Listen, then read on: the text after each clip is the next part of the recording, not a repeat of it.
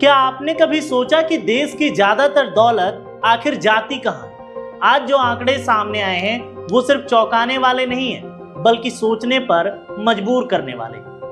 Latest world inequality report 2026 के मुताबिक भारत इस वक्त दुनिया का सबसे असमान देश बन चुका है। देश की 65% दौलत सिर्फ 10% लोगों के पास है। और इससे भी ज्यादा हैरान करने वाली बात यह है कि ये सिर्फ 1% लोग हैं जिनके पास करीब 40% संपत्ति के मालिक हैं। यानी देश की आधी से ज्यादा आबादी जो मेहनत करती है, टैक्स देती है, सपने देखती है, उसे देश की कुल आय का सिर्फ 15% हिस्सा मिला है।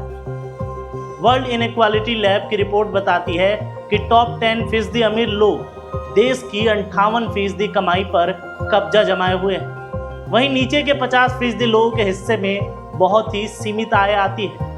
ये रिपोर्ट दुनिया के नामी अर्थशास्त्रियों यानी कि लुकास चैंसल, थॉमस पिकेटी और उनकी टीम द्वारा तैयार किया गया, जिसमें 200 से ज़्यादा रिसर्च के डेटा शामिल किए गए। यह रिपोर्ट इससे पहले 2018 और 2022 में आ चुकी है और अब हर बार इसमें जो तस्वीर है वो पहले से गंभीर होती जा रही है। अगर 2022 की रिपोर्ट से तुलना करें तो हालात और बिगड़े हैं। तब टॉप 10% में सिर्फ 57% इनकम थी, आज वो और ज़्यादा मजबूत हो चुकी है, जबकि नीचे का तबका अभी भी वहीं का वहीं खड़ा है।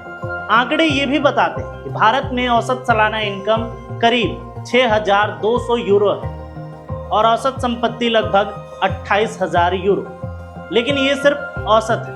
हकीकत यह है कि औसत अमीरों की दौलत पर भारी है और गरीबों की जिंदगी में। महिलाओं की हालत अब भी असमानता की कहानी कहती है। देश की महिलाओं की लेबर फोर्स में भागीदारी सिर्फ 15.7% है और बीते 10 सालों में इसमें कोई बड़ा सुधार नहीं हुआ है। इनकम हो, संपत्ति हो या जेंडर, तीनों मोर्चों पर भारत की महिलाएं गहरी खाई में जा रही हैं। और ये सिर्फ आंकड़ों की कहानी नहीं है, ये उस मिडिल क्लास की चिंता है जो दिन ब दिन बदतर होती जा रही है। अगर दौलत इसी तरह कुछ लोगों के हाथ में सिमटता रह गया तो क्या देश का मिडिल क्लास धीरे धीरे गायब हो जाएगा?